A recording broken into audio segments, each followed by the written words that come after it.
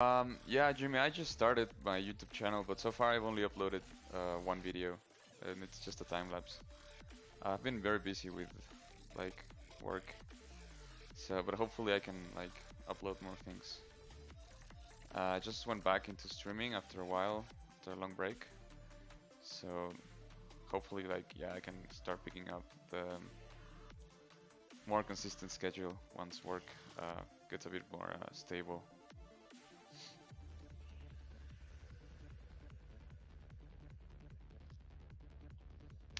Just search for my name. It should appear there, just like the same name, José Rosales, in YouTube. It should appear there. If not, I think. Hold on. I thought I had it on the socials there on OBS, but I don't think so.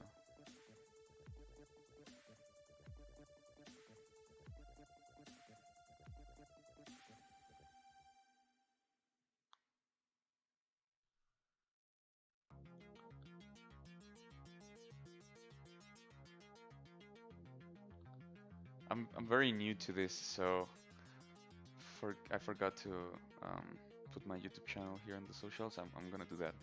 But in the meantime, I think I can just type it here. I'm gonna put it on Twitch. So everyone can, if you want to follow me.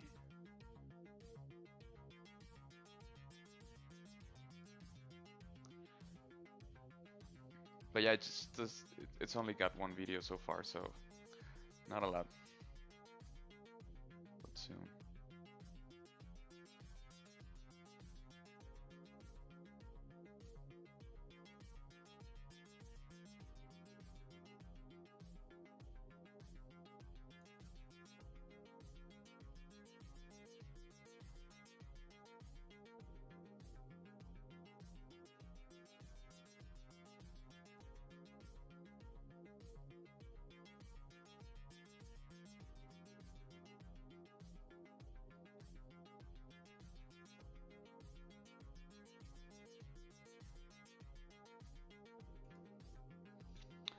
I'm just trying to like go with the flow of things. I'm not trying to really think about shapes too much. I want this creature to feel more like very otherworldly, like very mystical. Hold on.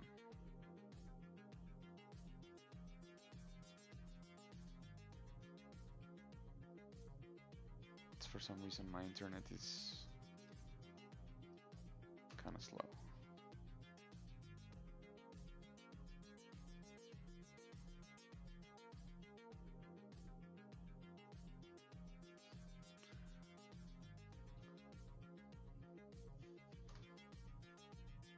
Okay, so I just sent the video from my YouTube channel. You can go follow me there, and hopefully very soon I can start adding more stuff.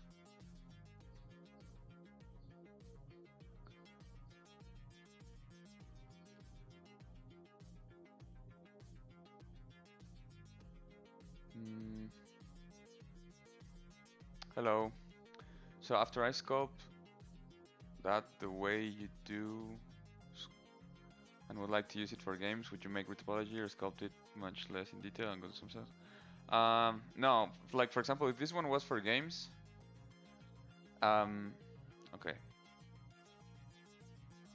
No, actually you wouldn't use displacement for games because displacement, I maybe, okay, let me rephrase that. I'm not sure how, up to date, that's the phrase I was looking for. I'm not sure how up to date the technology is, but I'm pretty sure you still can't use displacement map for games. You're using mostly normal maps. You would bake them into the low res. Yeah, you would have, like, for example, if this one was for games, I would have to retopologize a low res mesh on top of this and try and capture the main shapes. Like for example, if I check the silhouette, like the big shapes would have to be captured, everything that breaks the silhouette. And so, like for example here, I have some stuff that I can either try and capture fully, like for example make the geometry actually follow the shapes, or I can just like do a very general retopology of this area and then have this detail mapped on top. But if of course like it would look okay if I look it from this distance, but as soon as I go closer, like the illusion breaks.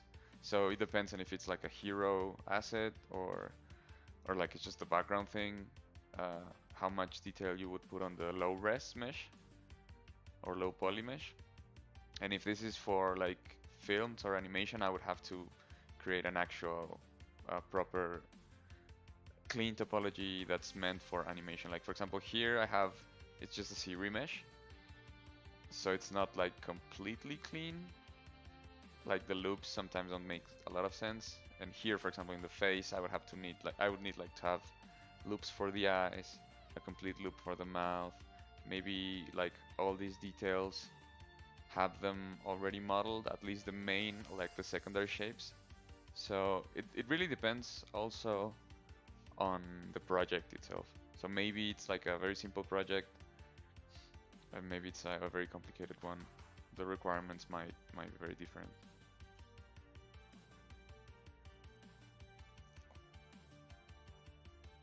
Yeah, you can bake low to high and make it realistic. As like I would say the realism comes more on like from the main shapes than like the details.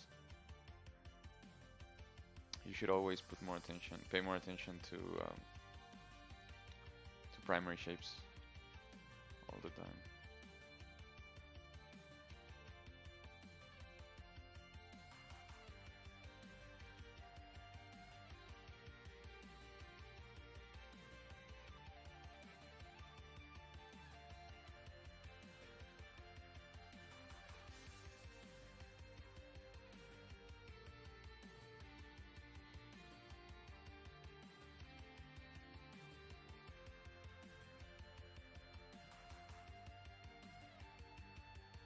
I'm not sure how much I like this detail yet, but I'm kind of going with the flow of this part. I like this detail here, flowing from this part in the back.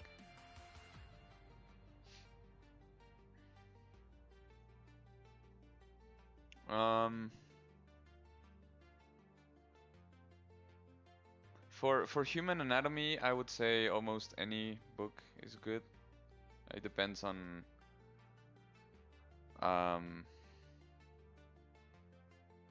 I guess how specific you want to get.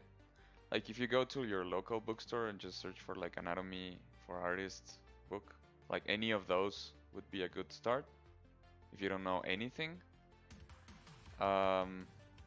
If you want something more like focused towards like sculpting, for example, I would say the anatomy for sculptors one is really good because it doesn't it pays more attention to the actual shapes and not so much the anatomy itself. Like it won't like teach you all the bones and stuff, but it's really good to understand the shapes and the volumes. And for creatures, I don't really have one, or like for animals, I personally have used, but I kind of want to check out the books by Terry Whitlatch, because she has some amazing creature designs, like based on reality and somewhat correct anatomy and stuff like that. So it's like really interesting to see the thought process behind that type of work.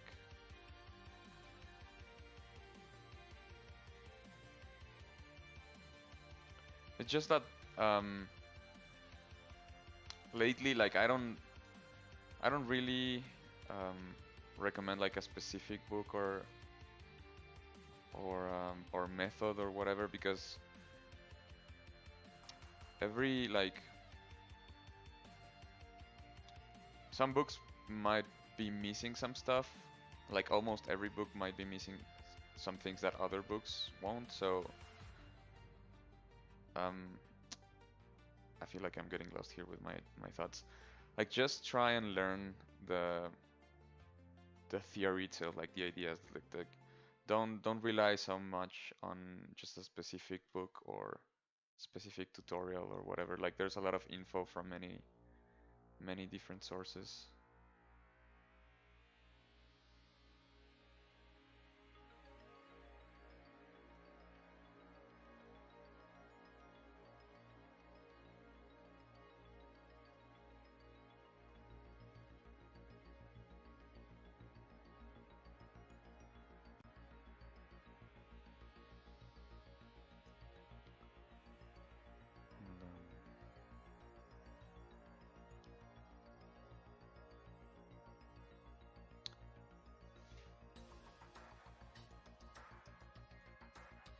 Yeah, for film production, you would have to export a displacement map, render a displacement map, especially like specifically for very fine, small detail.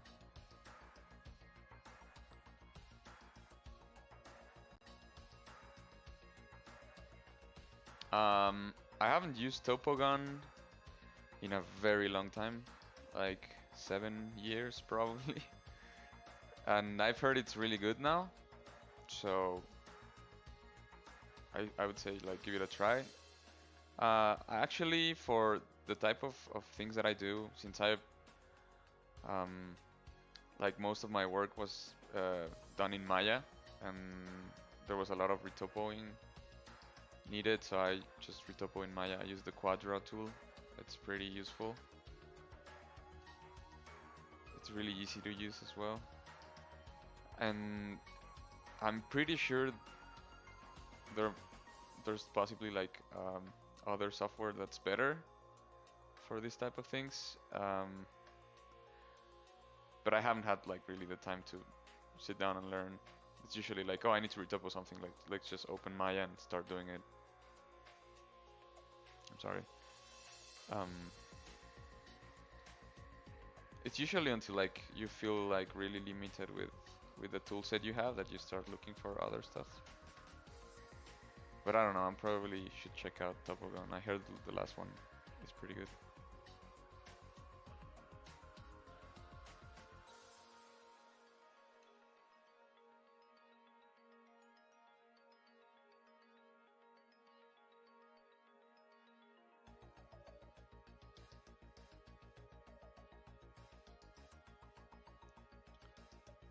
Trying to see like what shapes I want to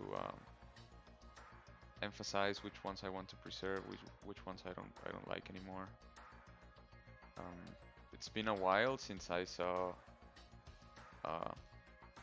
since I worked in this sculpt, so it's really interesting to look at it from like with a fresher perspective, how I would approach things now instead of before, etc.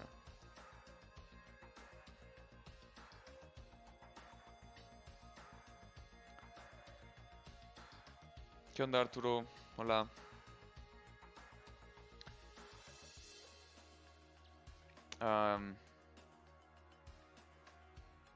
Assign normal map in ZBrush? I don't understand your question. Like, yeah, you can bake the detail from the high res into the low res using normal maps, and you can do it from ZBrush. It's actually pretty easy.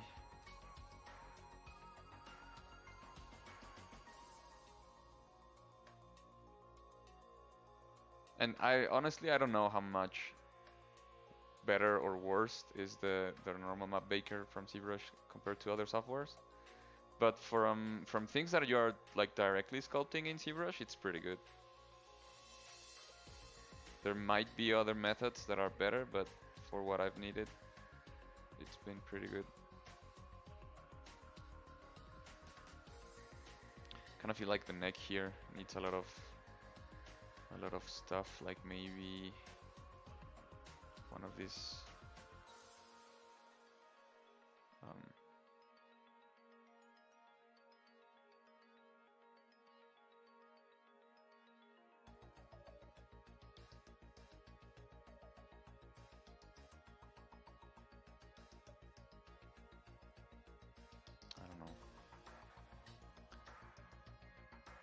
Yeah, I'm using some reference, but I have just like 5 pictures of salamanders here. Nothing really interesting.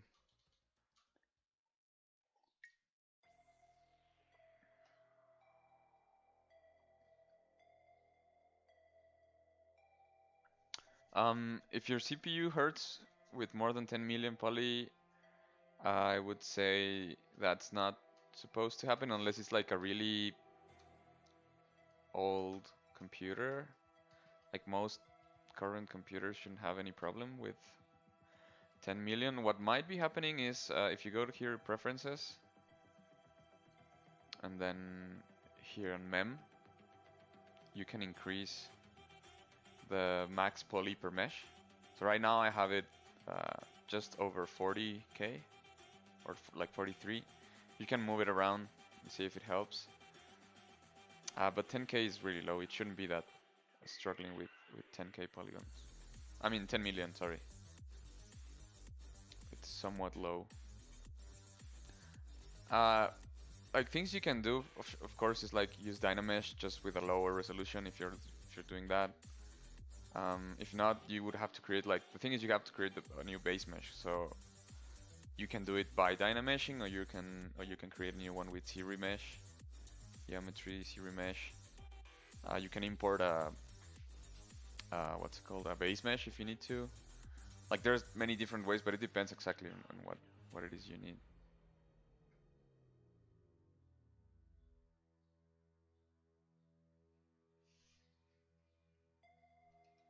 No, what you would actually do with the normal map is like create a normal map from the details you're sculpting here.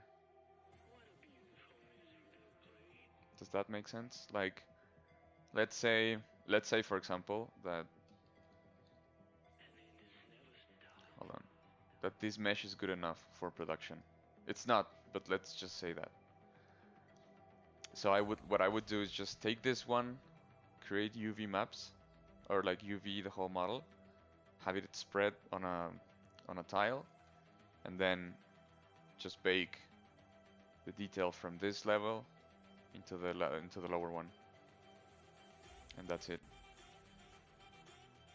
It should take all this detail and just bake it into the lower one, creating a normal map.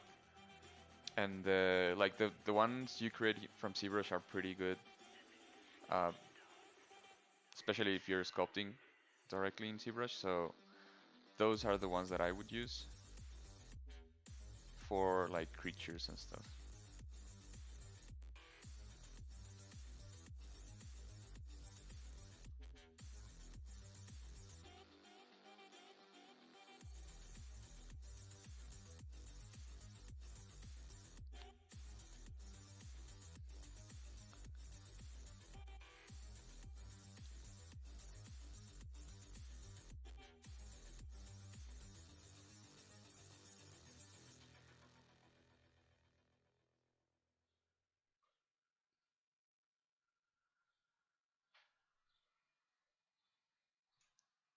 It's kind of slow, so I'm gonna work on a lower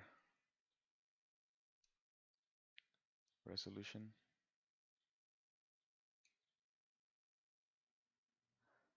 Like I said, I'm just trying to emphasize and accentuate some of the details that I already put in there.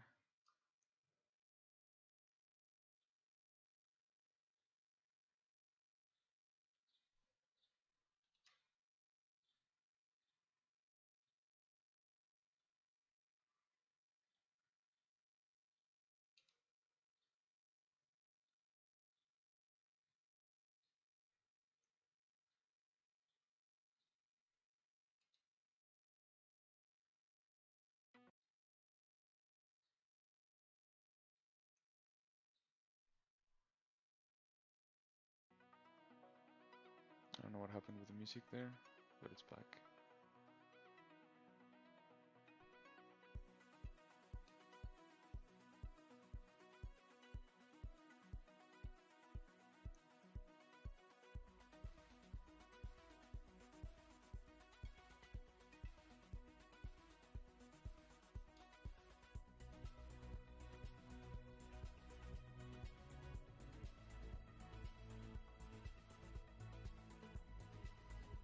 And I like to go, when I'm doing stuff like this that is just for myself, I really want to take things slow.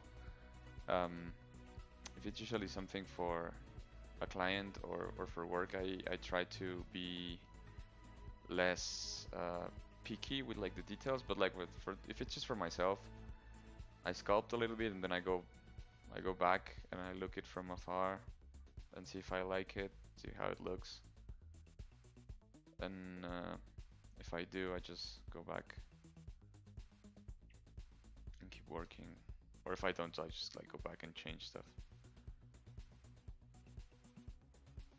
But since sculpting it's one of the things that I like doing the most, and sometimes you don't get the chance to do a lot of it, or like the way you would like to. I try to just go crazy with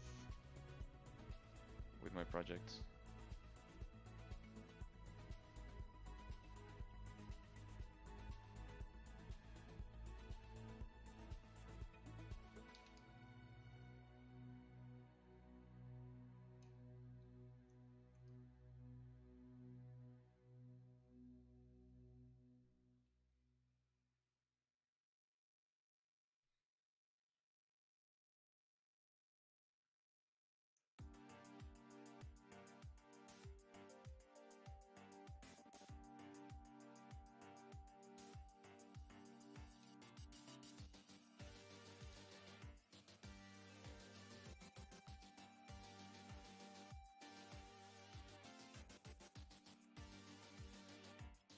Hey yo, what's up?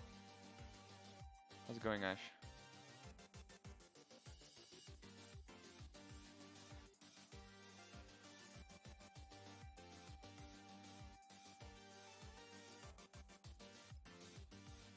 Oops.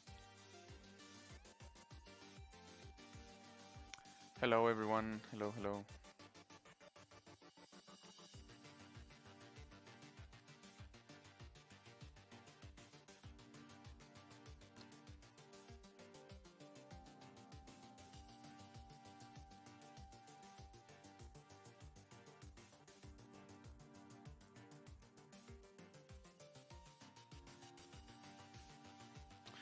So like that, for example, I just really like to work on details like that. To just like go in and work in a shape that's probably not really important for the main final image, but I like to know it's there. Like, I think it helps with the cleanliness of the shapes, and also looking natural enough, like organic enough.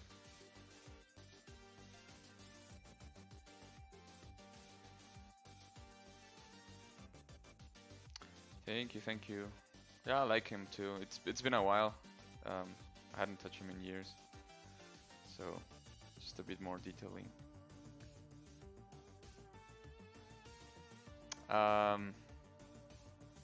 Oh yeah, I have that too.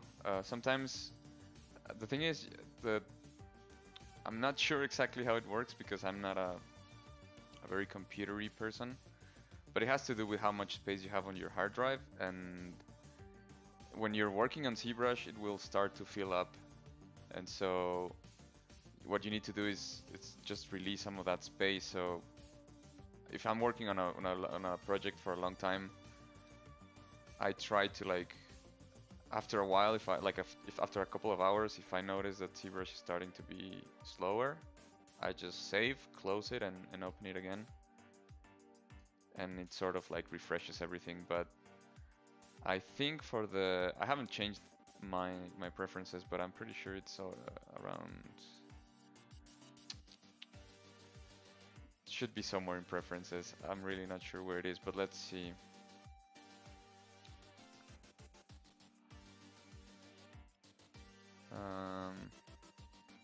So there's undo history. Oh yeah, I remember this. Come on. So you have your undo history here, and I have You can change here like the reserve memory, I guess. How much memory is allocated for the undos. I would assume it's this part. It's been a while since like I really don't mess with the settings that much. But I'm guessing it's here. And I think if you look for the documentation, you can find like specific part like of just look for preferences onto history documents. It should have something.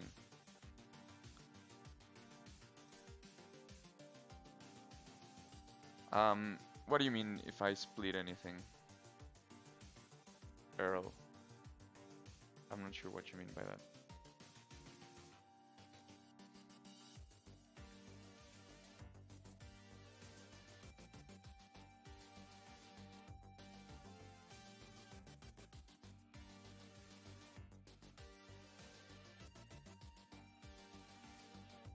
Thank you, Sketch. I'm sorry if I wasn't like super clear. I hope it's useful.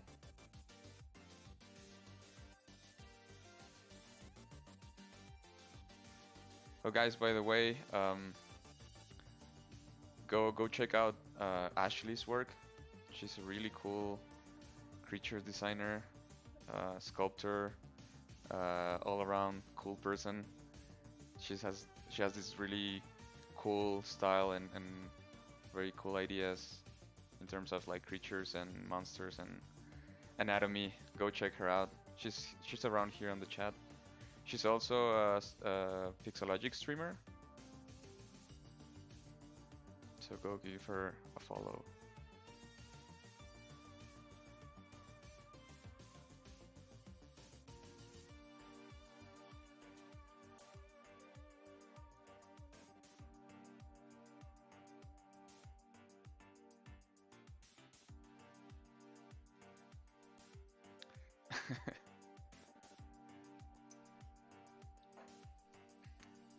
A_cubed on the chat. She's right there.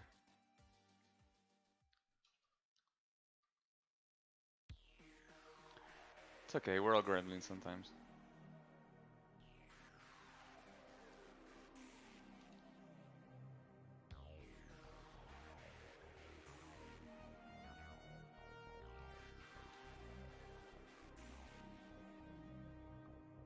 Kinda wanna do like some of this detailing here.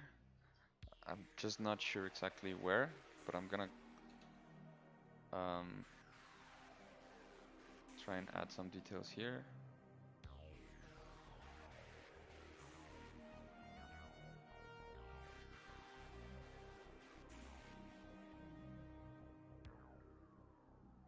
I like this music, has like some Metroid Prime vibes.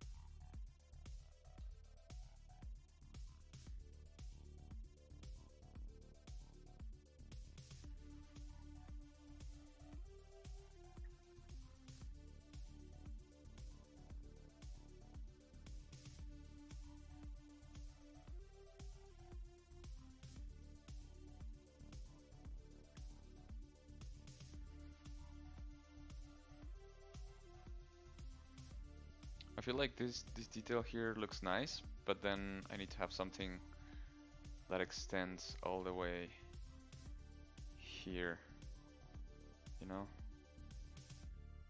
Like here. I don't know.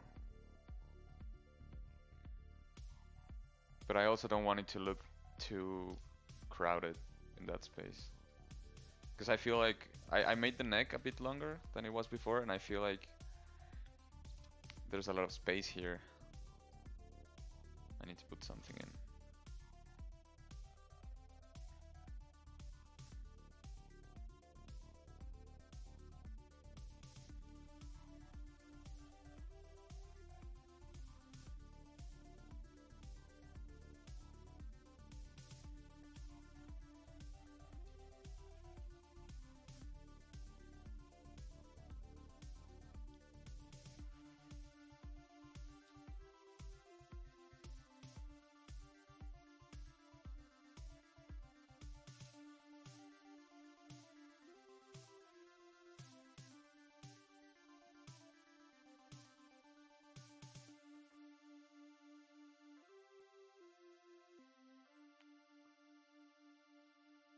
So like it's interesting the way that I like want to look at it is just okay.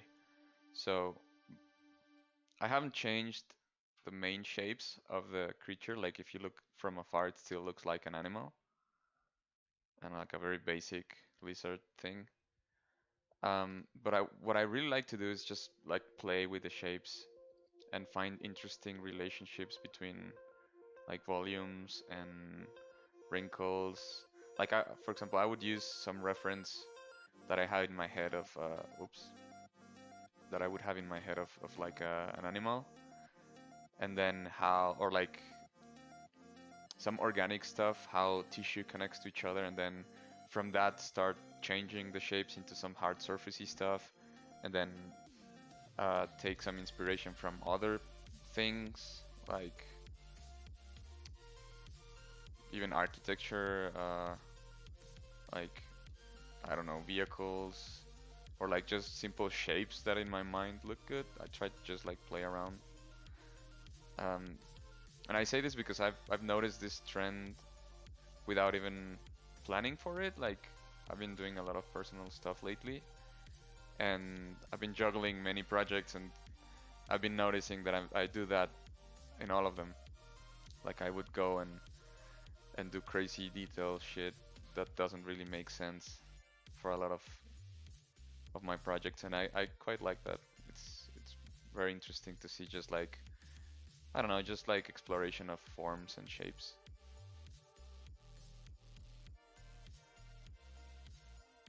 But in the end, I always try and make them look clean and functional and to have like sense, some sort of sense in what I'm seeing. I don't like to just do whatever and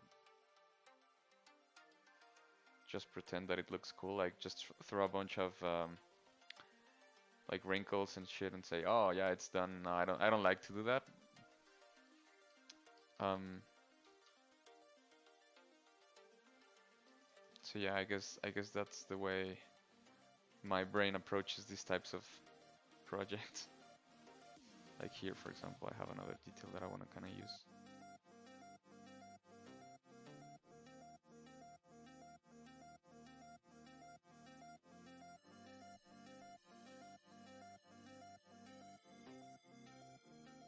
It depends. Some things are easier with a CSphere rig, some things are easier with a transpose. I'm very used to transpose, so I don't have a problem with that. But yeah, some things are pretty easy with a CSphere rig.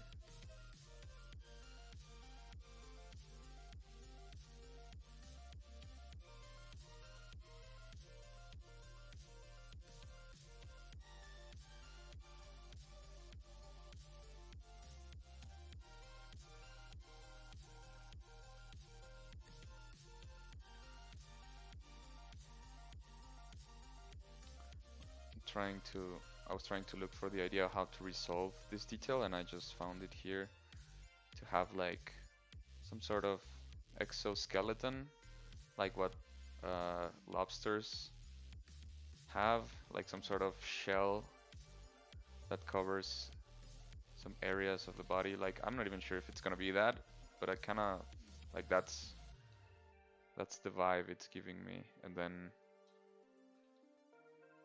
slowly like integrate it with the rest of the body, like make it grow from the flesh.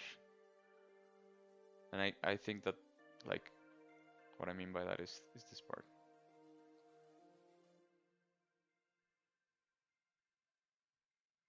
Like not here. And then maybe slowly like integrating to the rest of the body. But I kind of wanna, I kind of like to have like details like this.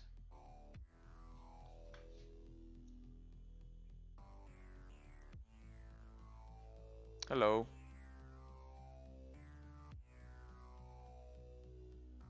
Hello everyone.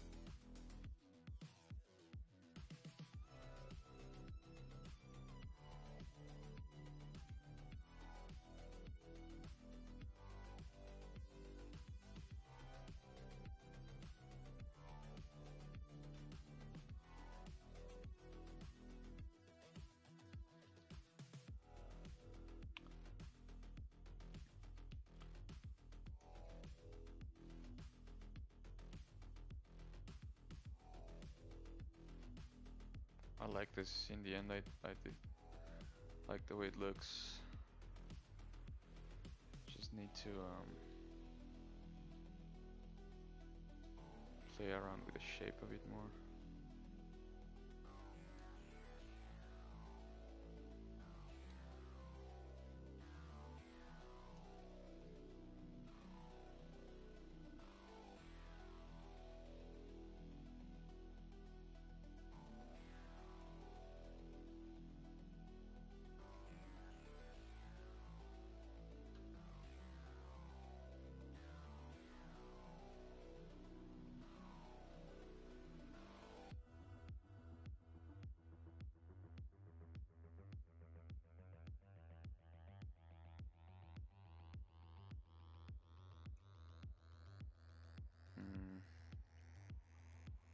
I'm not sure what to do here exactly. Probably gonna have to continue this the same detail to keep this like shell separated from the main body, and then yeah, I'm probably gonna have to do that. So like this, like continue the same detail.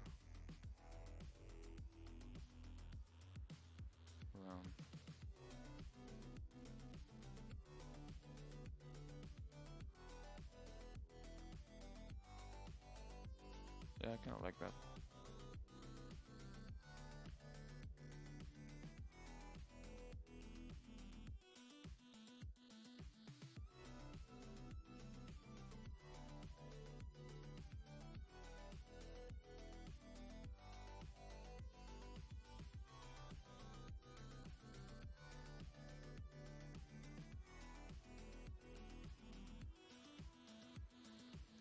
I need more res, but it's pretty dense already.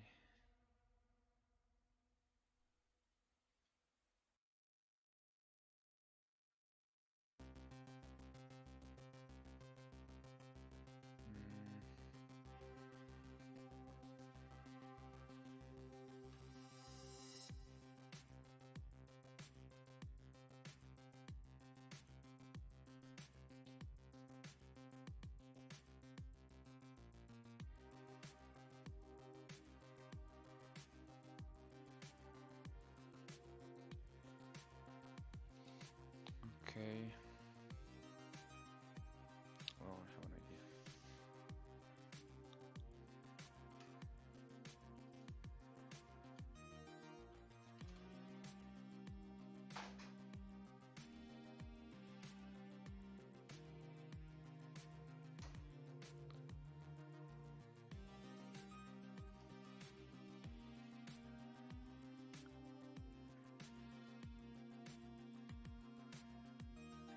Hello, for Sun Boys.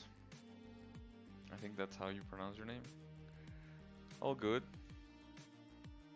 How are you?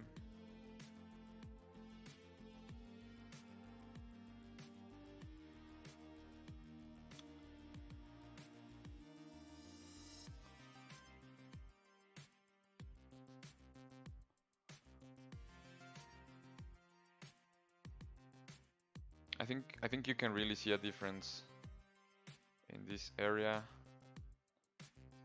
compared to this area, where like the ideas are there, but like they're pushed a bit more to the extreme, to like, oh, okay, I wanna explore this shape here.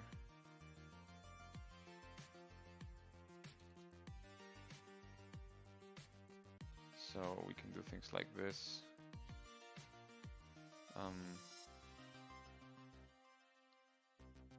If in the end we're just gonna smooth things, it helps to just give more like personality to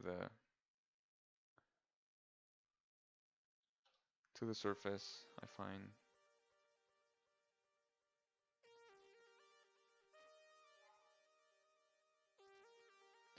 A very cool tip that I learned while studying anatomy was to avoid straight lines. Obviously, for example, in this case, it wouldn't count because it's intentional, but avoid straight lines in the sense of, if you have a straight line dividing a muscle from another muscle, like here, for example, let's say this is one muscle and this is another muscle. If you just do this and then just do like a line, it looks really uh, not fake, but it doesn't really look natural. So what you want to do is just take some brushes and make this line less obvious. Less obvious or more less straight. Like change, play with the position of it, etc. And then just like, you know, integrate it into the main shapes. So slowly you have the same idea, but it doesn't look as like artificial, I would say. So just a quick tip, I find it useful.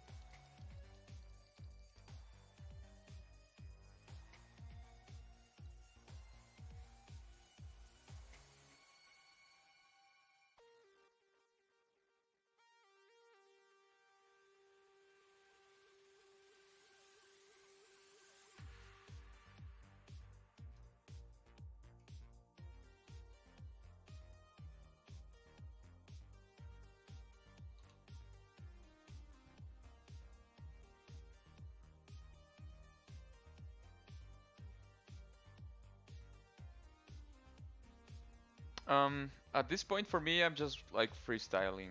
Um, but like I'm trying to freestyle in a way that makes sense. So how do I explain this? And I know it might not look like it because all these shapes are very weird, but I try to look at it from the point of view if it's still a real creature, like how would it move? Um, like all the wrinkles here, for example, this is a good example. Like I put wrinkles here because when you take skin and stretch it or press it together, these are the types of wrinkles that you get, and like they're perpendicular to the movement in which you're stretching things. Like for example, a very good example is the corner of the eyes. Like everyone gets these wrinkles in the corners of the eyes eventually, and it's because like we get the wrinkles in a horizontal way because the movement that we do is vertical. Like we close and open the eyelids up and down, and that causes the skin to stretch and push together. So that creates the wrinkle. So things like that, for example, I would try and take into account like here. So I know that the skin gets this fold, so I put it here. Also here, I know, for example, like this would be a muscle, this is another muscle, so there's like some skin on top that's stretching, whatever. But like at this point, I'm breaking the rules a lot in terms of detailing. It's mostly, whoops, hold on. It's mostly done as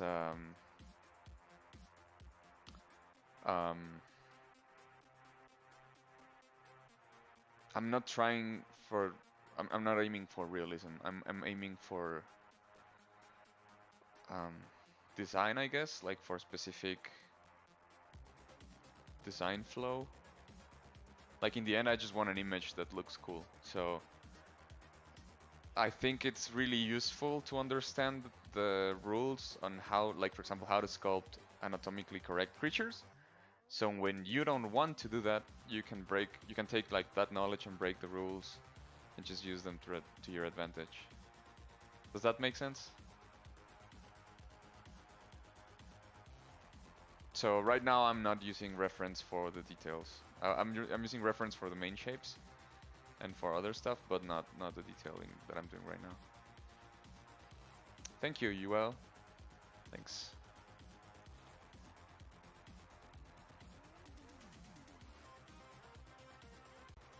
No, it doesn't make sense.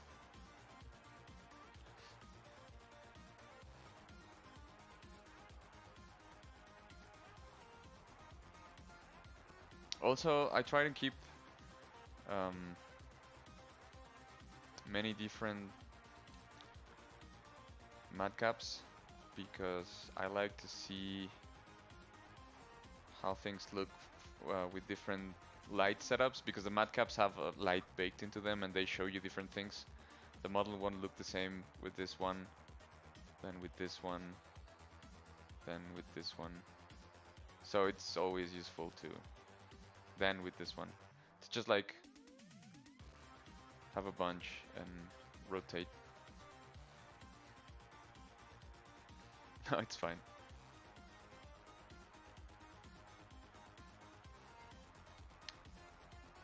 Yeah, and I guess style style is whatever comes up when you stop trying to do a style.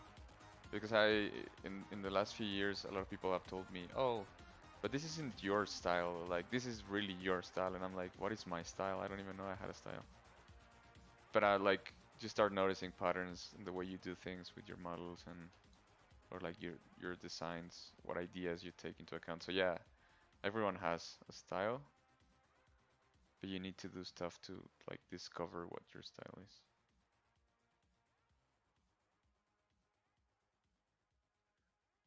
I don't know.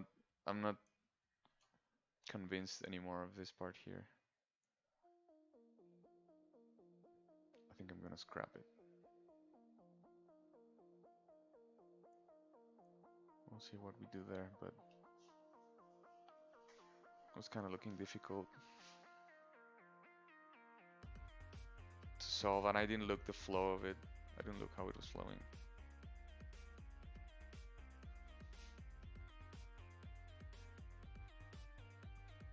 Yeah, it's kind of like a giant salamander. I didn't really think of like a backstory. I just thought like, oh, this would be like a cool, like a god salamander thing, like a mythical creature that lives in rivers or lakes or the ocean. I don't know.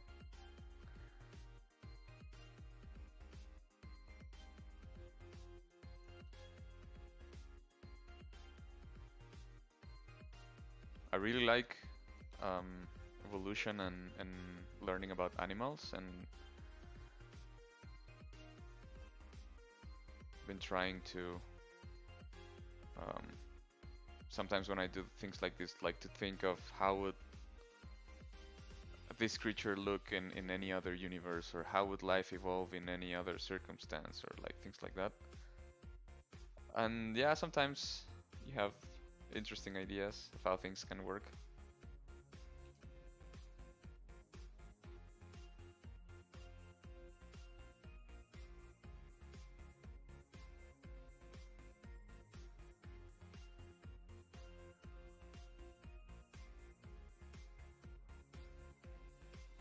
Thank you, Luis. Appreciate it, man. Thanks, Mohammed, as well.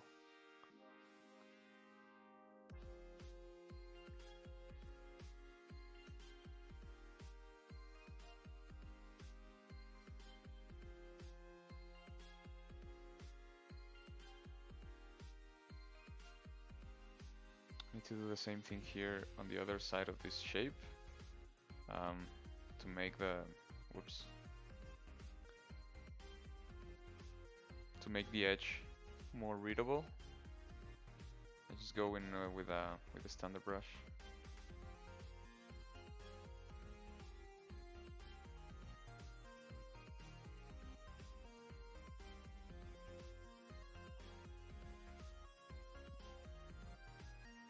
And then you have like the shape like this.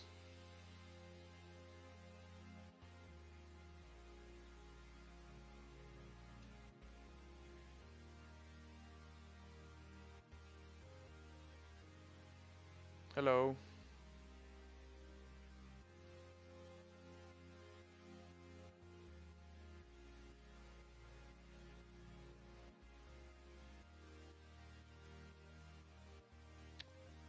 Yeah, I still don't know what to do with the neck.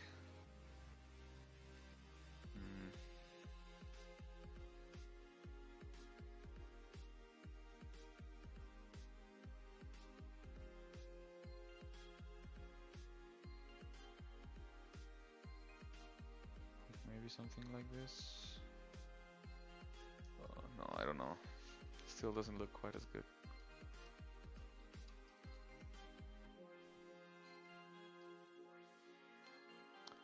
With the face, I think I'm pretty much done with the face. I don't think there's really anything that I would change. Maybe just polish some of these shapes better.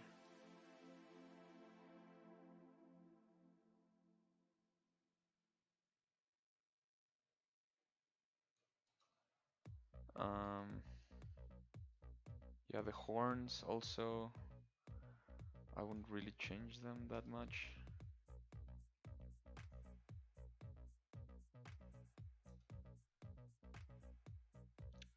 What is more interesting to watch?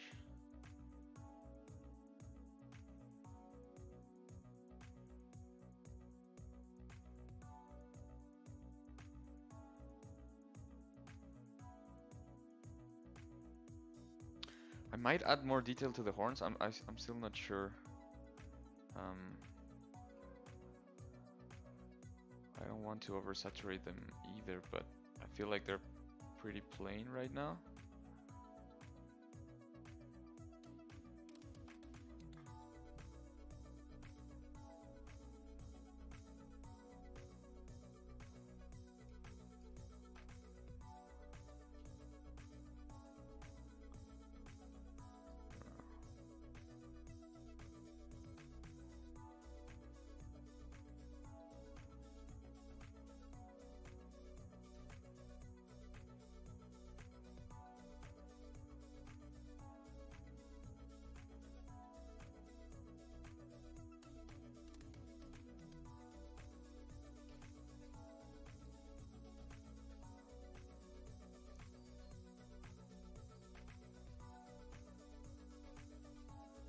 I don't know if there's a ZBrush for student version.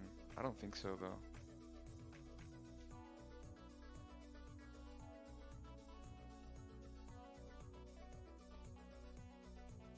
But like there's the ZBrush core stuff, which is pretty cheap. And even, I would say like even ZBrush is one of the cheapest softwares. Like both the subscription or the permanent are on the cheaper side compared to other softwares.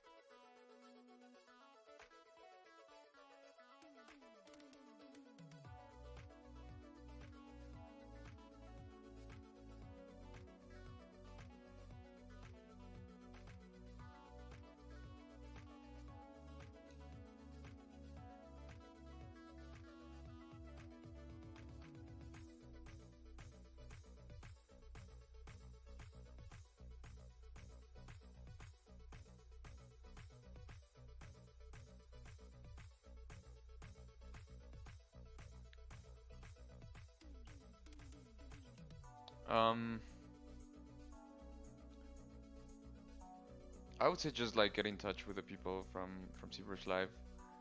I'm pretty sure there's like an apply button that you can click on the Pixologic Twitch profile.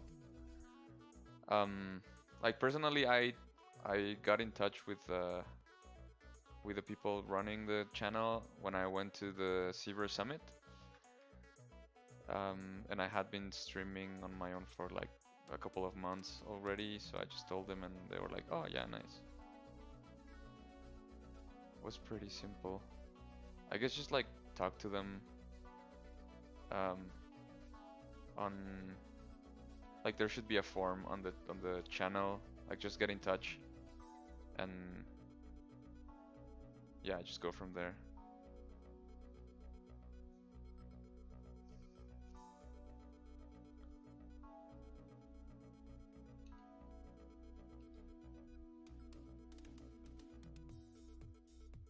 Trying to think of how to end the shape here. I'm kind of really liking this part, like this I had no idea how to resolve this area, and I'm really liking it. So I really want it to pop, but not to distract too much. Like I really want you to notice that when you look at it from a side-ish view, but not to be like super duper distracting. And I need to save because I haven't saved.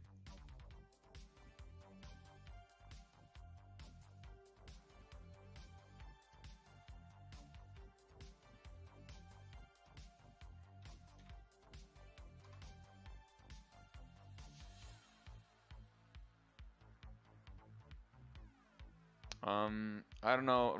Right now I'm not using Dynamesh anymore. So let me show you guys how it started. Like usually this was the first iteration of the character. This is how it started. Like, oh, I just want to do like a cool salamander thing. So I started from this, and this one was at 64 res Dynamesh. I usually either do 32 or 64. I think 8 is really low, and 128 is really high. And so 32 or 64 is perfect for focusing on main shapes. It doesn't have enough detail for you to be able to work on details. Like if you go too close, there's nothing there. So it forces you in a way to just pay attention to main shapes. And then I just went from there and eventually just did a zero mesh. And then with a new mesh, I just projected the details on top of the new one. And that's what we have right now. And this is the mesh. It's really simple. Like it's really, really simple and just like very simple polygroups. It's just something quick and easy to be able to continue sculpting without much trouble.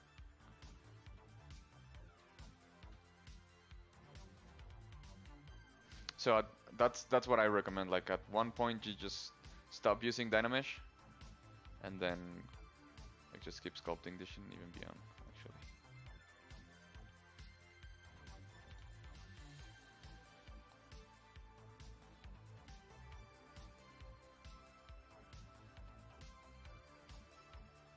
Yeah, actually some inscriptions would be nice on the horns, you're right. Like some weird symbols running up and down. That would be cool, actually. Thanks for the suggestion. I'll see how I resolve this. But yeah, for now I feel like they're too plain, and I was kind of thinking like, oh, maybe I'll just sculpt like the shapes like this and then have the detail like that, or like add texture. I'm still not sure what I'm gonna do with the horns. Why not use ZBrush? No, actually I think you should use ZBrush. Because if I was still working on Dynamesh at this level of detail, it would be very heavy for the computer. You see how every time I zoom in, out, or move the camera, it goes into the lowest subdivision or like a lower level? And this is because ZBrush likes to keep meshes with multiple subdivision levels, so it can offload a little bit of the computing power necessary, of processing power for that many polygons.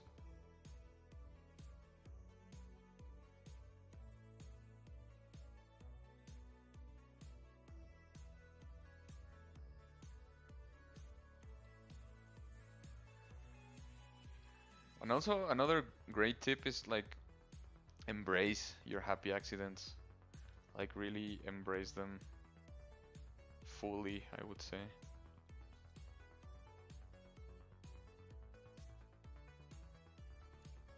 You never know what can come from those. I'm gonna try and do the same thing for this part, like have some sort of plaque or plate covering that area. Trying like maybe like the definition be around here. I'm not sure yet, like something Like if I were to color this, you could clearly see that this is like a surface that's on top of the fleshy part. That's a bit more tough, as well as, well, maybe not here because I haven't sculpted there yet, but like this part.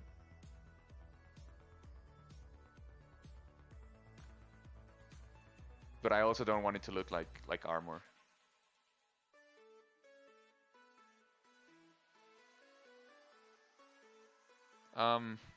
Well, yeah, it's tough if with lower end PCs, but it's not impossible.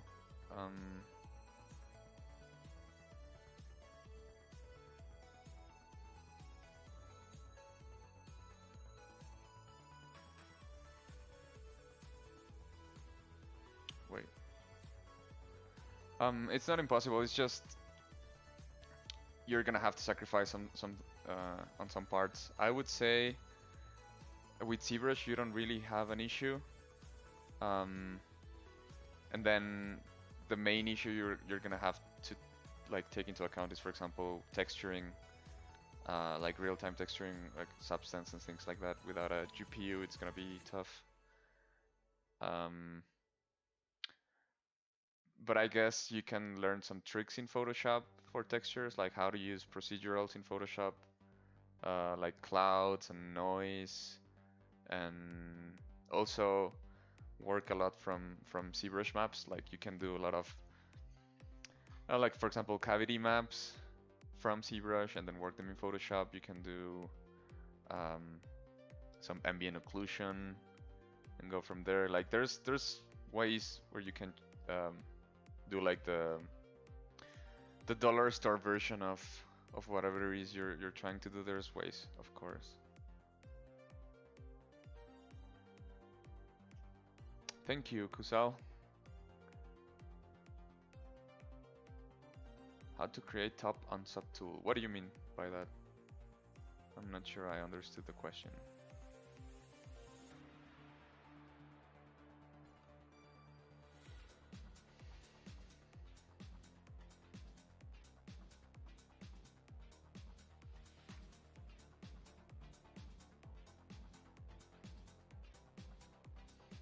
Yeah, like UL in general, you want to have at least I would say 3 programs that you're comfortable with, and those programs would be, like, if you're just starting as a 3D artist or 3D modeler, I would say if you had to choose, like, I would say, okay, you need a sculpting program, general main purpose, like all-purpose 3D program, and a texturing program. Whoops.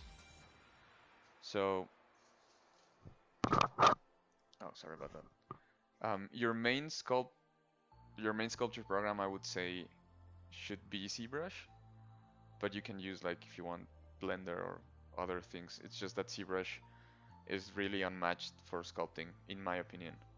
And then for the all-purpose general 3D software, a very good option is Maya, because that's industry standard across many industries. You see it in games, in VFX, and in animation. So, of all like the major commercial ones, I would say Maya. But if not, the latest version of Blender looks really good. And Blender, like when I used Blender, I had to use it for sculpting, and I really didn't like Blender for sculpting, and I really didn't like to use Blender back then, but it's changed so much since the last time I used it, so I'm pretty sure it's much better right now. I would say ZBrush Blender or ZBrush Maya, and then the texturing program. If you have a good enough computer, you should go with Substance Painter, in my opinion. But if not, you should at least try and learn how to use Photoshop more efficiently for textures, or like more focused towards like texturing and stuff like that, because if like that's the basic stuff you need to start creating assets in 3D.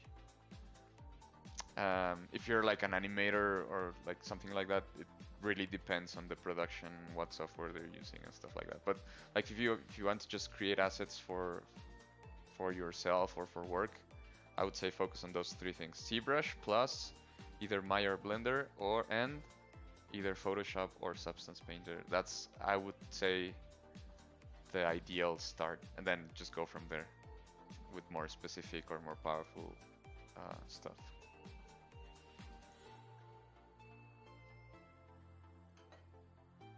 I would say Blender is better than Maya for some things. Maya is better than Blender for some things. And ZBrush is definitely better than Blender for sculpting. But that might change in the future, I don't know.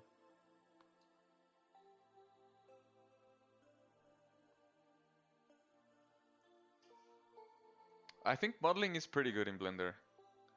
Modeling is actually pretty good compared to other things. I think modeling is pretty okay in Blender. It's better than Maya in my opinion. Modeling in Maya, it's like eh. But the thing that Maya has, and that's like a thing that one of the reasons that I think it's still used very much as an industry standard, because like Blender, the its free argument doesn't really matter for like even medium-sized studios. Like the price of licensing doesn't really even match sometimes the price of or like the cost of salaries. So it's not really an issue for studios to get the license.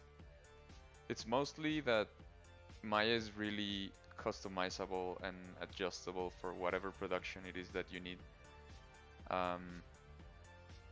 And like for example, usually it has a really cool rigging tool set, and it's usually on the software that you're rigging, the software that you're gonna use for your main production. And so since Maya it's really good for rigging and animation, you sort of have to tolerate that it's kind of shitty in modeling and it's kind of shitty in other areas, but it's serviceable. It's like it's good enough for what you need.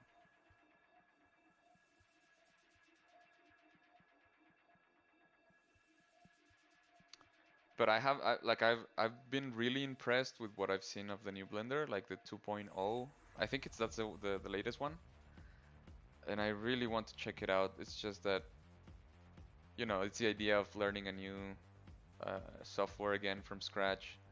Sometimes you don't have the time or like the mental energy. If it's like for work, you don't have any other choice. But if it's just for yourself, you really need to make the time. And sometimes it's just like, oh man, I kind of don't want to.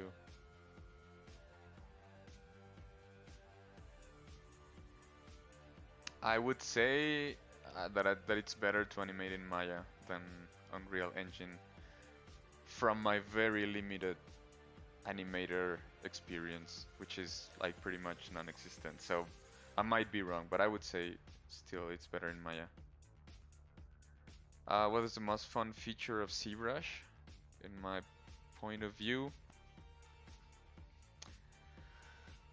I would say, okay, something that I really like about ZBrush is polygroups, and I think it's really underrated because of how common are they for ZBrush and how like forever they've been there. But like to just being able to like, okay, let's say you have this mesh, to just be able to just draw a mask, and then with a click of a button you have a completely different group of polygons that you can isolate and just work on that. I think it's fantastic. I know it's super simple stuff, but like it's so useful, and it's one like polygroups are one of the things that I still like the most about ZBrush. And I don't think it's like really complicated or anything. It's just like it makes things so easy, and the way the controllers work in ZBrush, the way you navigate, like Control Shift Alt for moving around. I remember it like being difficult at first and like counterintuitive, but right now it makes things so fast and so easy to just pick up whatever it is and just navigate around it.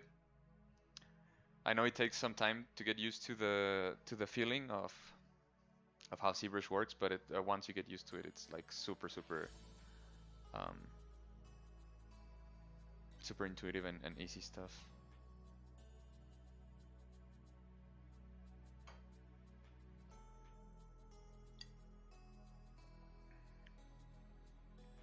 Oh yeah, there's a 3.0 upcoming. Nice. ¿Qué onda, Sergio? Saludos. Gracias. Hi, Jose. I live in Iran. I'm self-teaching myself ZBrush, Maya, and Substance. Nice. To become a character artist, do you think I can find an entry-level job if I become good enough? I mean, yeah, of course.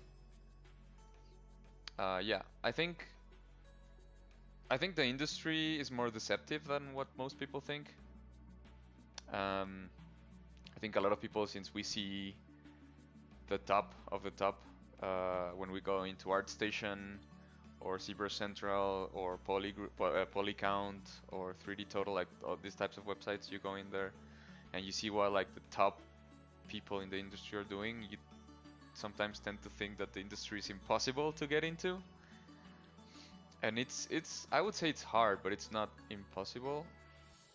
And if you're just like good enough at whatever it is you don't have to be amazing, you just need to be good enough, and you're practically guaranteed an entry-level position, and then just go from there.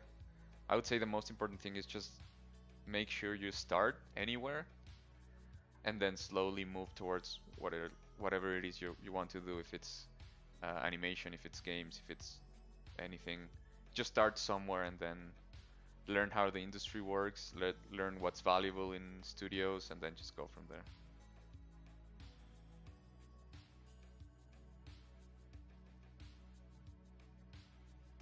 Yeah, I understand that feeling, man. Don't worry, I understand that. Yeah, ZBrush is very intuitive, but I've also taught like basic ZBrush, like complete beginners, and I can tell you it's really difficult for some people to get the idea around how ZBrush works.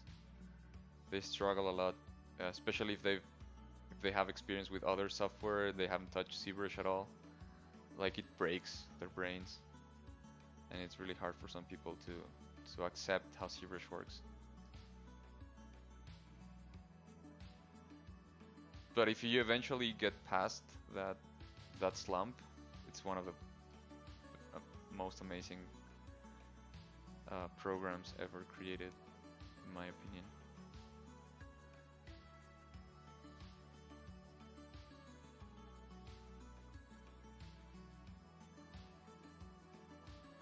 Okay, a lot of questions. So bear with me. You pull the insides outside, then I have to use the double tool and push back in. I don't understand what you mean, man. I would have to see an example to understand exactly what it is you mean, because it can mean that like the normals are flipped, or it can mean that you might have pulled something from the other side, or sometimes like if you have like very thin surfaces, let's say you're using clay buildup, if you just start sculpting on one side and then like suddenly you didn't realize that you started penetrating from the other side, and then you start having these issues. Sometimes just activating the backface masking helps a lot, because it blocks the other side from reacting to whatever it is you're doing on one side. So maybe that's the issue as well. I don't know. Okay. Do I have a concept artist that I like? Well, it changes all the time. Like 10 years ago, I would have said a group of people. 5 years ago, I would have said another group of people. Right now, it's a completely different group of people. And right now, like right now, I don't really have a person, like a specific person that I like more above others. I try and look for like some references or some inspiration, like for some artists I keep and others I change. like my tastes change a lot as well as I become more experienced with work, I guess. I don't know. And then some people disappear and then don't post anymore. Like there's some new faces popping up all the time. So I don't know. I don't know who to say. Just one artist that I would mention, because I haven't really seen any other person doing anything like remotely close to what he does, is Cedric Seal. He's a French uh, like game artist, ZBrush artist, sculptor, like whatever. He's really good. But he's not only really good, he's like really original in the way he thinks about shapes. And every time he does something new, like you immediately see, okay, that's Cedric's, that's Cedric's. But sometimes he just comes up with this crazy idea, and you're like, holy shit, man! Like how do you even conceive things like that?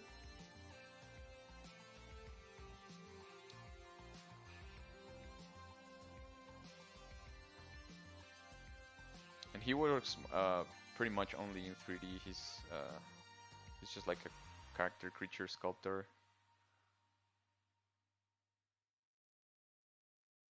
And I've loved his work for a long time now, so I would say, yeah, if I have to think in one, just go check out his work.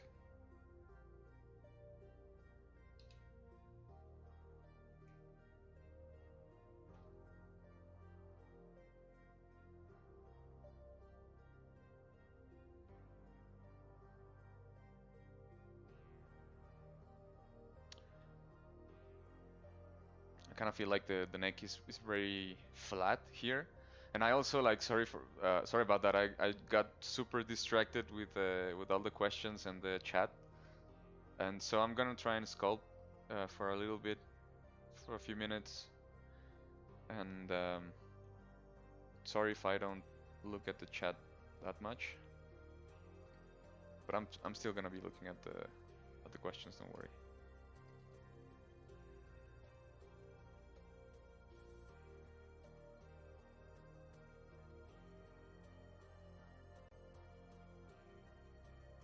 Oh, it's a bit slow because I'm on the maximum. I'm gonna go down a level or two.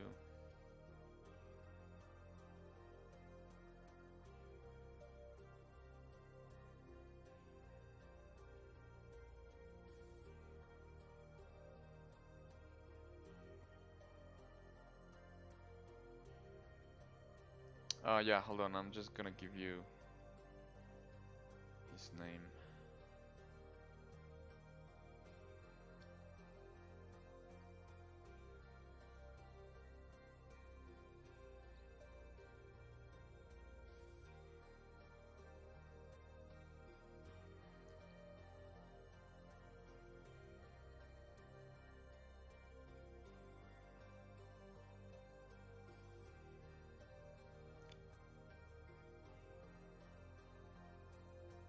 Like he has one piece. It's so weird because he has one piece that that it looks like it's unfinished, and it's one of my favorite sculptures that anyone has ever done on ZBrush.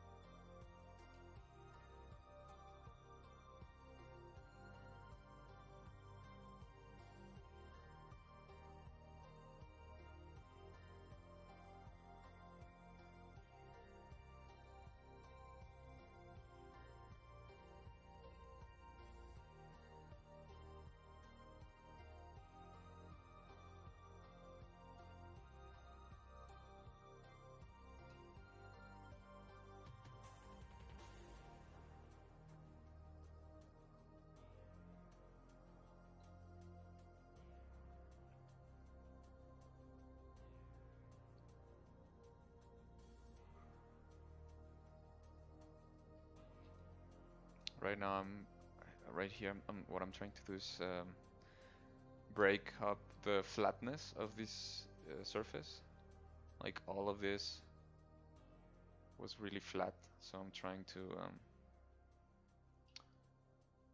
just add detail and expand what's in there and see how I can bring in more detail without saturating the like making things look interesting, but also not oversaturate them, like give some time to rest. But I feel like I can still add more things here, like maybe like skin wrinkles or something. I need something else more here. That's what I'm trying to do. I've been sculpting since like for 10 years now, I think. Um, yeah, I started a while ago, but I like it's not the only thing I've done. There's been periods where I've done a lot of texturing and a lot of like sub-D modeling. So it hasn't been like full, like 11 full years of just sculpting, but I started like 11 years ago.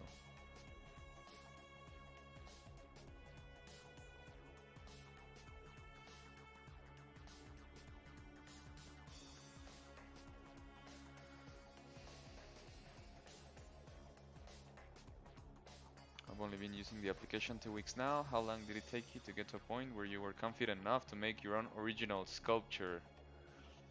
Uh, um, this is a weird question because I guess like I guess I've never really felt that. I've never really felt comfortable and confident enough that I can do a finished sculpture. What happens most of the time is that I have a deadline, so I have to finish something, or I'm like done with a personal project and I move on to the next one. But I never really finish. I never really feel like, oh, I like how it ended up. I never really finish. I never really feel like I like whatever it is that I'm posting online. I always feel like it's incomplete, that it's not good enough, and that it's not a finished sculpt. So I guess that's like I'm guessing that's a pretty common struggle. But I guess I don't know. I don't think it really has an answer to that question because I never really felt either completely confident or not confident at all. So it's like it's a weird question to answer. I just say like start doing things and post them online. Like do 2-hour sketches and post that. Like even if it's just an Instagram story. Like get it out of your system and it's finished sculpt and then move to the next one, I would say.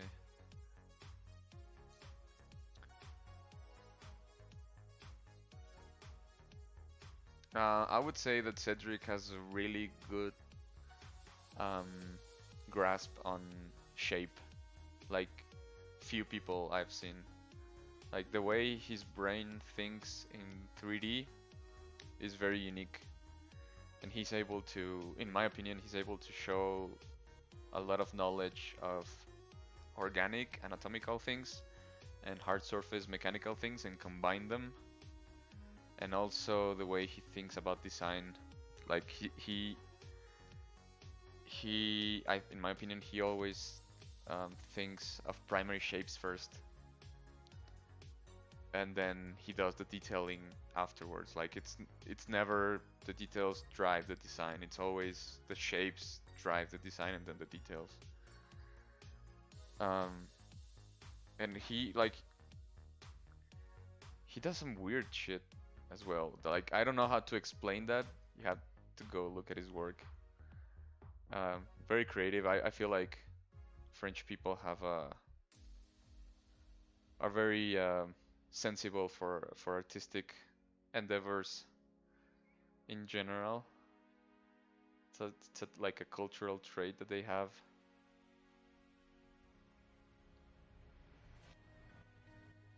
I hate French people. No, I don't. It's just I'm joking, but I'm jealous of that part of their culture. You know, like how they have so much cultural baggage in terms of art sometimes that it's, or like compared to other cultures, that the one that I know at least. I've been working since like for around 10 years in the industry professionally, here and there in different industries, in different cities, in different countries. I've been around. What's up, Charlie? I don't know if you're the Charlie that I think you are, but if anyways, hello. Um, is it yours niche or have you always to do that? It's a little confusing. Um, I don't know what you mean by that. Do I struggle to make a living from 3D sculpting? Um, no, I wouldn't say so, but it's definitely not a profession where you can just go in and make a lot of money very quickly. It's not one of those careers. You can make a lot of money, and you can live very comfortably, but it's not gonna be like free or like right away, I would say.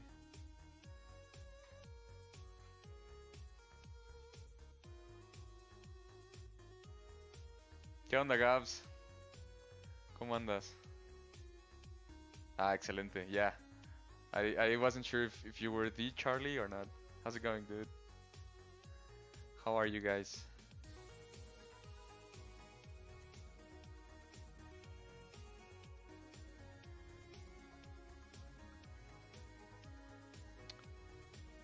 I don't know if you both heard all the talk about Blender. I think you missed that. I was um, I was praising Blender for its sculpting tool set.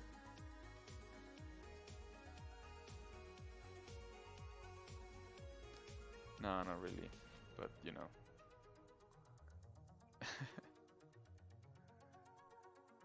Why would I say to those that envy my life?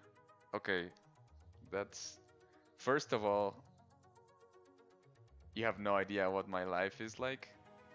So I would say you shouldn't really envy something you don't fully know. Um, Hola hasta Chile. Saludos hasta por allá. Gracias por el view. Yeah, that's a weird question. Uh, I would say just live your life. Everyone has different lives. Everyone has different paths. Just do your thing.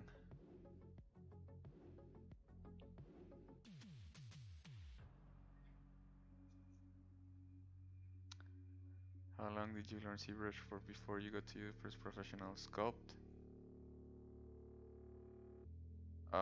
Like 2 years. But I was learning it at school. So it was like 2 years later that I got a job, and then that's the first time I would use ZBrush professionally. Yeah, a couple of years later, I would say. Okay, I need to concentrate. I've been very unfocused today.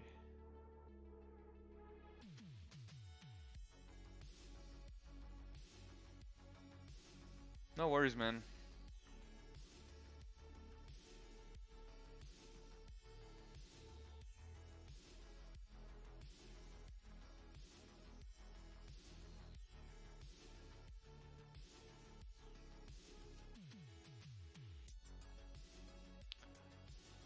So you guys see the idea, like I'm gonna try and do this type of detailing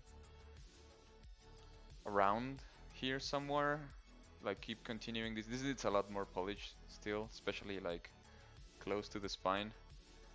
And once I'm finished with this area, I can work on the hands and then the back legs. For the tail, I'm gonna be super simple stuff. Um, but like I said earlier, like with this type of work, with this type of like personal projects, I don't really want to rush anything. I like to take my time and try things and see how they work.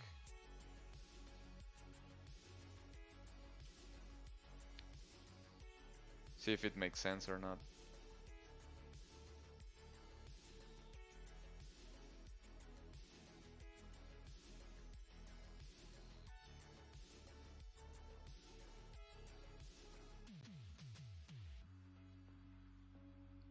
I really liked how this area ended up.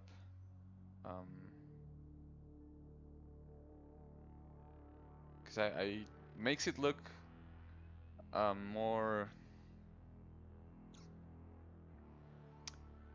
like more mystical in a way, without losing the organic nature, without it not looking any more like the thing it is. So you see, like this thing takes time. Plus, I've been like, today has been really. There's been a lot of questions today. Thank you for those, by the way. Otherwise, sometimes the chat is really quiet. Let me go through some of these again.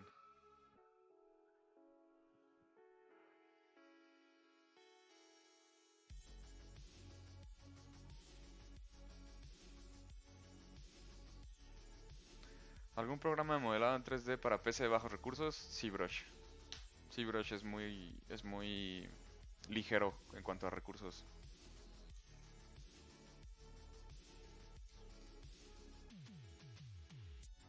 Is there anything that I've regret since becoming a 3D sculptor? Yeah. But not anything that has to do with the work itself. It's mostly like, you know, sometimes you have to choose between certain opportunities, and then it's like, oh, I think this opportunity is the best one, and then ends up not being such a good one, and then you're like, oh, maybe I should have taken the other one, or maybe I should have learned this software instead of that other software, but like things like that. Not really something that, oh, I regret my life and I want to kill myself. It's nothing like that. It's just mostly small stuff.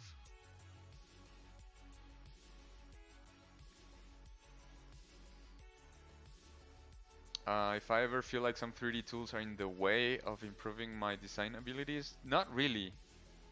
I think the more time passes, the less true that is. I think the more time it passes, the better the tools are at figuring out how to be useful for people with low computer skills, if that makes sense. I feel like the generations before mine were much more technical because they needed to be more technical, because the things were harder to do. There wasn't as many resources for learning, and things have been getting simplified since then. So I feel like the trend is going to continue. Everything is going to be more user-friendly, and even ZBrush has started doing things focusing more on the artistic side, not so much on the technical side. So no, I don't think I've ever felt like a software is blocking me in that way. Hey, Sluggish Scout, thank you, gracias por el comentario. How many hours do I usually put in a sculpt? I don't know, depends. I usually take my time if it's personal stuff. Sometimes, like, I think for one sculpt I put in like close to 100+ hours, I think. Some other things it's like not even 10 hours. It depends. It really depends. Hello, Nick Matilla. Higher Sculpts. Hello, man. How's it going? It goes well for me. All good here. Sorry everyone, I got really distracted today with all the comments. But it's nice. Like that's another part that I liked about the streams. It's the chance to talk with people.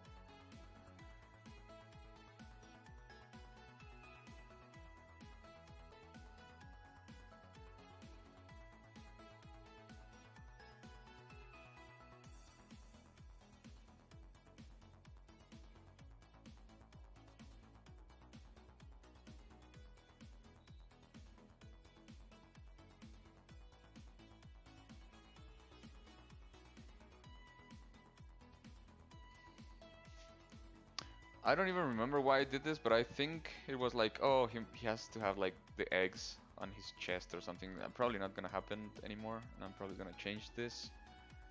Or not. I don't know. I don't know. I'm really starting to feel a bit like a bit stuck. You know, like it happens to me a lot after working on a specific thing for like a couple of hours. I'm like, oh, I'm stuck, and then I have to change things. Like for example, work on this thing or work on this part, or just like change part of the sculpt. So like if you see here, we don't have any detail whatsoever yet. So we need to start planning how we're gonna resolve some of the areas around here.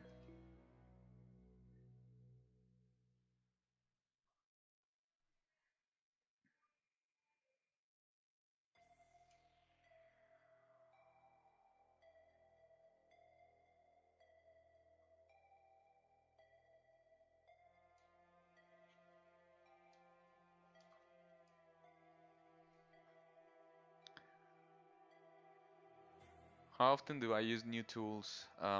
Whenever it's necessary, mostly for work. I have to learn like a new render engine or um, a new program or a new tool inside ZBrush or Maya or whatever. It's usually when the situation forces me, or like if I'm doing a personal project and I'm like, I don't know how to solve this, so I just like search around for a little bit and now, I just found this new technique that I didn't know existed, so I can do this now. Like for example, things like that.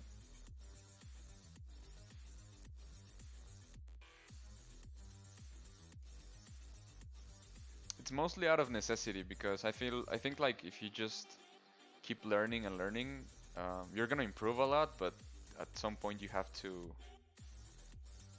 like put the knowledge into practical use. So it's when you're actually doing the thing for a project that you're like, oh wow, this doesn't really work the way I thought, or like, oh, this works better than I thought. So, or like, oh, this tool has better, like it's better for what I need, like things like that.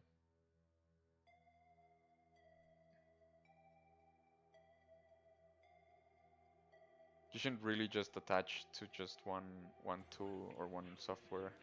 I think that's a mistake. No software is gonna be able to do everything better than any other software. Like even for ZBrush, um, there are some things that are better in other softwares.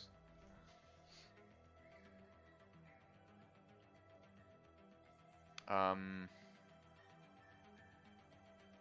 is there a way on how to use the Wacom tablet? Not really. It's just like you you just install the drivers and then you map the buttons you like. The way I have them is left click on the tip and then right click on this one. I like to have the right click here instead of up here, and then middle click up here. A lot of people like left click, middle, right click. I like to have right click here, and that's it. There's not really much more to that.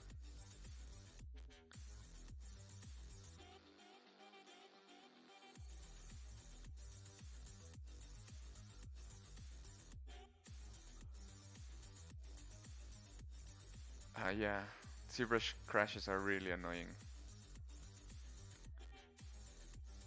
I would say yeah, Nuts franchise. I would say yeah, for sculpting you definitely need the Wacom tablet.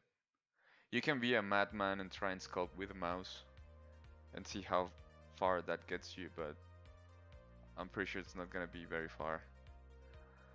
There's just no way of matching the precision and the intensity of a pen tablet. I would say for modeling you can do either or. You can do with a mouse or with a tablet. Like for example, I like to model in Maya with with this, and some people are like, "Oh, why are you using that instead of a mouse?" Blah blah blah, and it's just like preference. Um, But for sculpting, I would say there's really no other choice. You have to use this thing, or be really patient and be willing to change settings all the time for everything. That would just take like a couple of clicks with a pen tablet, I would say. What are the fundamental programs you have to be able to use in the 3D modeling sculpting industry? I mentioned that earlier, Sheldon, but I think in my opinion, it's either ZBrush and then either Maya or Blender and then either Photoshop or Substance Painter. For sculpting, and then general 3D software, and then the other thing, texturing. Yeah, I would say those. If you're on PC, I had to turn off Windows Ink. Ah, yeah, you have to turn off Windows Ink. That's true. I forgot about that. Otherwise, it does weird things. Sometimes, like, the precision gets all weird. Sculpting for figurines, should you do is in pose A and then pose, or you should do in pose, or make the base mesh in a pose? It like all of these questions, it depends, but like I would say 90% of the time, just use sculpt in symmetrical and then pose afterwards, because it's much easier, and you're gonna have to sculpt less, in my opinion. If it's like, especially if it's like human characters. God, so many questions. No worries. Thank you guys for showing interest. What I like to sculpt the most is things like this, like creatures. And it's because I feel like those are the perfect canvas for doing things like you start from a place of reality, like something based off of something real, and then you just go crazy. You can add, like, you can combine multiple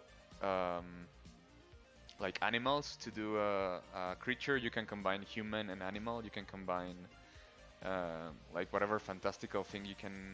Like, creatures are just whatever goes. So that's why I really like them.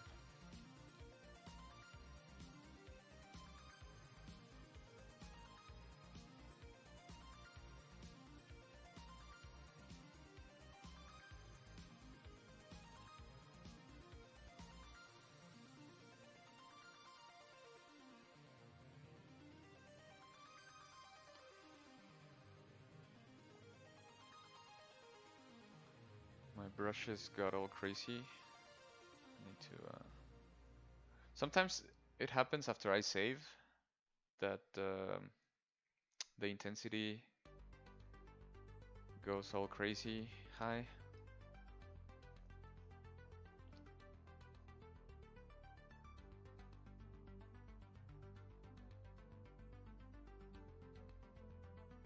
I'm saving for a Cintiq though. I want to try the Cintiq so bad, and I have this finally have the space for it. So it's just that there have been other expenses first, but like I hope soon I can get the Cintiq. I might not even like it. I don't know. I might not even like it, but I think I want to try it at least. How often do I get to work on things that I like professionally? That's a great question, because I think the answer is like around 10% of the time, and I wouldn't have expected that before starting in the industry. Like, I would say 90% of the things that I have worked on are not things that I particularly like or like I'm interested in. Not in the sense that oh, this is horrible, like, oh, it looks so bad. It's just like not something that I deeply or like I'm passionate about or like deeply really like, you know. There have been some projects like that, but it's been the exception. I think most of the work has been just like regular work that I don't know. I've worked in children's animation. I've worked in commercials for like a lot of different types of brands. Some 3D printing for miniatures, for games. Um, I've done some like some scientific and medical renders. Uh, I've even done some like VFX work, like way back. And yeah, most of the time it's just work. I hope that that number can change in the future. I hope that I can say, oh, like half the things that I do are things that I like to do, you know. But as of right now, it hasn't been the case, and I think that's just how things work until you reach a certain point, you know. Like sometimes just work is work, and you have to take it, and it doesn't really matter if you like it or not, you know. I haven't hated it. It's just not something that I'm like super passionate about.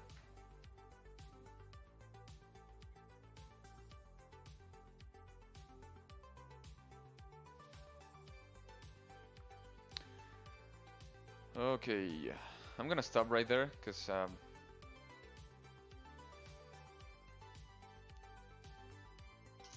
been going at it for a couple of hours and there's been a lot of questions, and I'm gonna go soon, so I want to go to the last questions before I check out. So yeah, I mean, not a lot of progress, I guess, but what we achieved, I kind of liked it, and we can go from here. Pretty cool. For asymmetrical creatures in only a few large spots, how would you model them in ZBrush? Okay, so if it's only in a few if in a few spots, I would start with a symmetrical base and then change what it's only needed. Like always try and save work by doing symmetry if it's possible. It's really useful.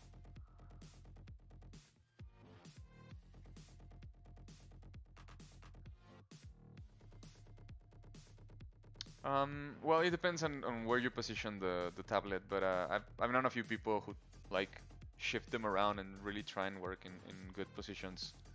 I think that's more of it depends on each person. Yeah, they don't call it work for no reason. True. How to deal with comparing yourself to other artists? That's a really tough one. I'm guessing like it's a constant struggle because even if people say that they don't do that, I think everyone to a certain point does that. And I would say just do enough of your own work that you have enough information about what you like and who you are as an artist, so you don't have to look for that in someone else's work. Like because when we're starting, like we have our references and our inspiration and things that we like, and then like we try to compare naturally to those people. And then I think it's because we haven't had enough of our own input into the world. We haven't given the world enough of ourselves to know ourselves.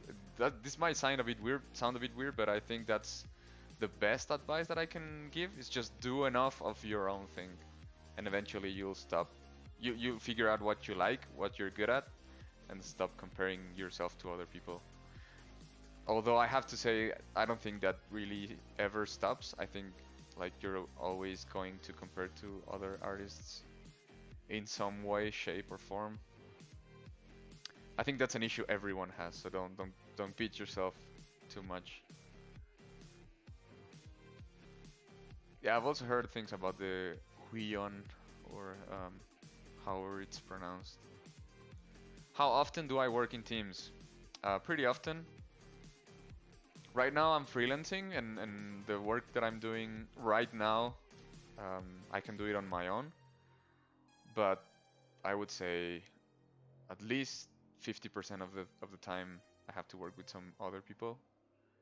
other modelers or other artists or even just production crew or yeah, you know, like you always need to be working with someone almost all the time. Thank you, Jason. Thank you. I'm glad you liked it, and thank you so much, everyone, for asking so many questions. Um, it's always interesting to see what people are curious about and to like have this conversation. It's really entertaining. Hey Luisón, no entiendo bien inglés. Sería mucha ayuda si el canal mostrara subtítulos. Sí, yo sé. De hecho, ah, ya, okay, I'm gonna say this in English and then in Spanish. Voy a decirlo primero en inglés y luego en español. Quiero regresar a hacer. I want to go back and do streams in Spanish again. So I just need to check with the ZBrush Live crew how we can accommodate those. But when I used to stream before, I would do like one in English and one in Spanish, and usually every stream would end up being bilingual in the end. But it was really nice to see different crews of people checking out different streams, and yeah. Entonces, lo que estoy diciendo, Luis, voy a hacer, bueno, Luisón, no sé si Luis sea tu nombre. Voy a hacer streams en español pronto, solo tengo que cuadrarlo con la gente de Pixologic. Ya en el pasado había hecho streams en español y eran bastante populares, a veces más que los de en inglés para mucha gente, entonces voy a ver cómo regreso a hacer eso. Estaría bueno. Sí sería bueno. How good you are learning from the comparison struggle. Yeah, I know it can be like very paralyzing at times. My best advice is just imagine that you have a free pass to do whatever you want for half an hour and then just work on whatever you want for half an hour. And that usually takes a bit of that feeling off. And it's little by little, like I don't think there's really a solution. Oh, sorry. I don't think there's really a solution for not feeling that way. Ever. But it's always gonna be a struggle, and sometimes some days are better than other days. Anyways, thanks everyone for so many cool questions. Thanks everyone for joining as I was sculpting this cool creature. I'm gonna be continuing with this one and with other projects here with the ZBrush Live guys. So if you're interested in that, I'll let you know. And if you're interested in like my work, go check out my socials. You can reach out to me through any of those. Instagram is the one that I use the most, but you can like send me messages. It's cool. I'll try to reply whenever I can. And yeah, thanks everyone. Take care. See you next time.